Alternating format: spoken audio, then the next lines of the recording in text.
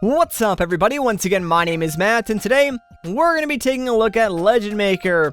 You guys might know this game from its previous title, Zelda Maker, but obviously due to complications with using the Legend of Zelda assets and the name, the developer had to change the name to Zelda Maker and also remove any of those original Legend of Zelda assets. But this still is very much the same project.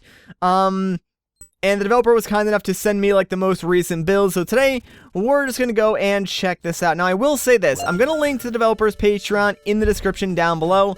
Donating is the only way you can get the latest build of the game. However, on that same Patreon page, you can get an older build for free, I think, just to download, check it out, and see what the game's about. I'm not getting paid by the developer to promote that or anything like that. I just wanted to, mention it because I'm a nice guy and he let me have the newest build so I could showcase it in a video. Anyways, that being said, as you might guess from the name Legend Maker, this is a Maker-style game in the vein of Super Mario Maker, meaning that with just a couple of clicks and some simple tools, you can actually create your own Legend of Zelda-themed dungeons, which is really neat, because that's something that a lot of people wanted, back when Mario Maker was coming out. I can remember seeing so many comments online asking for a Zelda Maker, and to be honest, I'm not sure if Nintendo will actually ever create one, but this is the closest that we're probably going to get for a long time. Now keep in mind that this is in very, very early alpha stages, so there's not a whole lot of features yet, but what they do have allows you to make some pretty cool stuff. Just very simplistic puzzles right now, but the developer has a lot of plans to add more things in the future. In fact, this build is one version ahead of my previous build that I was playing, and there's a whole lot more stuff in it already. So let's just go through and check some stuff out. Right here is the normal path. That's the one that's currently down on the ground. Then we have this one.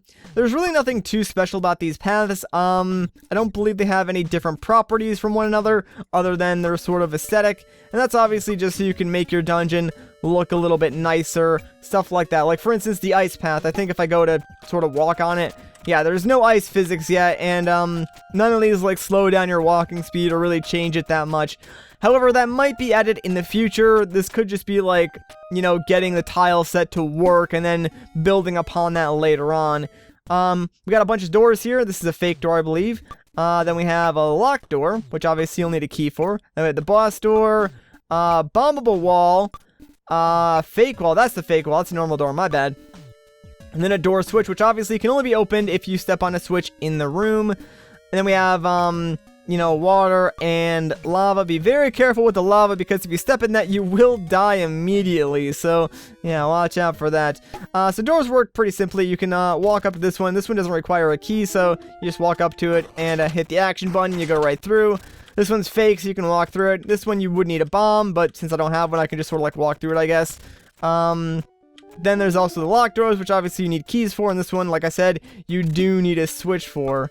Then we have various different, I guess aesthetic things. So we have a bush over here, we have some tall grass over here. These ones, I believe, do actually slow down your movement speed if you walk through. Yeah, just a little bit, so you can use those to, I guess, make the player walk slower through a dangerous environment or something like that. Then we have some statues. I think one of these might attack you, if you hit them with a sword or walk too close to them, not too sure. Then we have some columns, which I don't believe do anything other than sort of look nice. There's a lot of things like that. There's also a rock and a rock too. One of those might be pushable. Let me actually see. No, I guess not. Okay. Alright, other than that, we have a torch, which, it stays unlit normally, but when you actually sort of, place them down and go into play mode, you can actually see how these are used to sort of light the dungeon and make it easier for the player to see what's coming up, or you could remove them and make it sort of pitch dark and not easy to see what's coming up, so you can use those to sort of hide various different things throughout your dungeon, or reveal them to the player.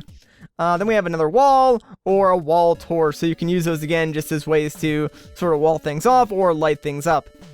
Then we have your enemy tabs. We have spiked floor, mines, spike blocks. Then we have the spike blocks that have eyes, so if you walk within the same line as them, they will charge at you.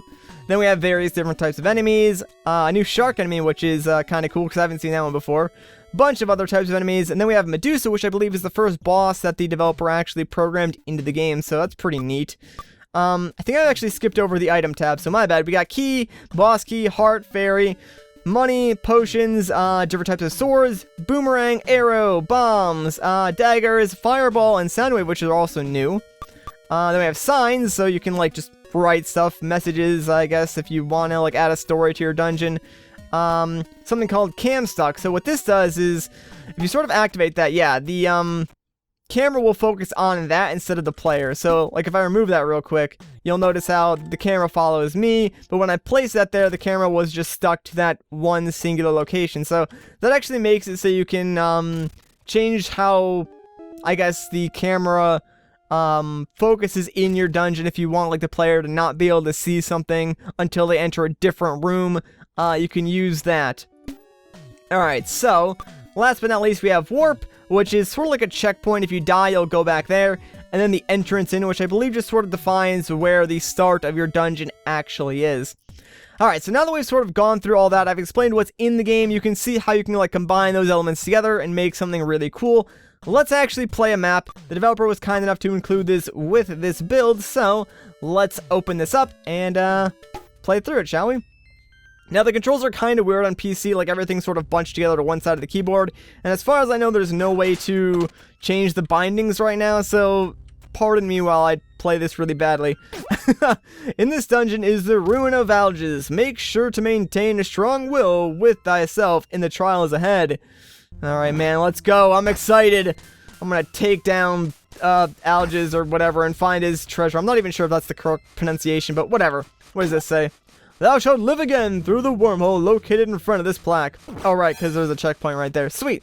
So we can just spawn back there if we need to. And hey, a chest! We got ourselves a key. That looks like the boss key already. Nice, not bad. Can't use it to go through there. I can go left. Ooh, I found money. Nice. Is there anything over here hidden? Oh, hey! There's a key back here. Hey! I didn't even know you could do that, so I guess there's a way to, like, hide switches and then have them spawn keys. That's pretty cool. Alright, so I can go up here now. And there's no enemies up here, so yeah, I'm gonna go up here first. Looks like we got some block puzzles, though. I can deal with that, man. I can get down with some block puzzles. Easy peasy. Be cautious when rushing dangers. Maybe hiding in the darkness. That's some good advice, man. That's some good advice. Hey, another checkpoint. Alright, cool. Oh, jeez. Alright, that came out of nowhere. I should have expected that, considering the sign literally told me about those. But, I didn't actually expect that to be right there. Alright, let's be a little bit cautious. Ooh, hey! I think that might be the Medusa boss over there. It's pretty spooky, man. I don't know. I don't know if I want to go and fight that yet. Alright, let's be a little bit careful going through here. Spikes are also like a one-hit kill. So, yeah, I don't want to mess around with those too much. Ooh, we got some more blade traps. Alright, come on. Yeah! Not today, blade traps. Not today. I will take that checkpoint gladly. Alright, what does this say? To check thine inventory, use thy enter key or thy start key. It was written in the prophecy or something. Yeah, that was a very prophetic prophecy, you know, right there. Don't go swinging that thing at any chickens. That would piss a sign off if thou does that. Oh, so I guess this is probably a sword then? Yeah, there we go. Alright, let me equip that real quick. Let me just bind that to, I guess, Z, I think. Yeah, there we go. Alright, cool. Now, we got a sword. We can actually fight back and hopefully kill some things. There is a sprint key, by the way. I'm just really bad at sort of using it. Oh, don't die. Okay. I'm always cautious when, like, I'm going around those spikes because I feel like I'm just one pixel too. Oh, that was good. Did I get hit? I don't know if I got hit or not. Hope I didn't. But yeah, no, I always feel like I'm gonna get, like, hit by those spikes by, like, 1 pixel all the time. Hey, buddy, how you doing? Where's my attack? That's not my attack key. My bad. How do I get out of the inventory? Pressing the wrong keys now, dude. Alright, there's my attack key. I'm just gonna kill this weird bat thing through the doorway. That way I don't have to actually fight it, because I'm scared, man. I'm just gonna die. Another checkpoint, and hey, a potion. Nice. I will take that. Is that in my inventory now? It is not. Do I use the potions instantly? I guess I do. I'm not too sure, though. Alright. Sounds like there's more enemies over here. I'm a little bit cautious. Oh, I'm gonna do my doorway strat. No, get out of here. This is my doorway. What do you think you're doing, man? Alright, hang on. Die! Yeah, here we go. We got it that time. Nice. Okay, hit that. Oh, that unlocked the door. There's another checkpoint. I think the checkpoints actually do restore your HP. No, get out of here. Get out of here, man. I'm such a cheap little fighter, man. I just fight in the doorways where the enemies can't actually kill me. Oh my gosh. Alright. What does this say? Art thou hubris? I think that says hubris. That looks like an H. Maybe. If so, thou shalt enter Elge's well without protection. Oh, did I miss anything? I don't think I did. I'm pretty sure I went in like every single room unless I missed one. Yeah, we got the boss key, so I'm ready, man. Let's do it. I'm actually kind of worried because I've never fought a boss in this game before. Oh, jeez. Okay, all right. Hey, chill out. Okay. It just kills you instantly. Well, not instantly, but jeez, that did a lot of damage.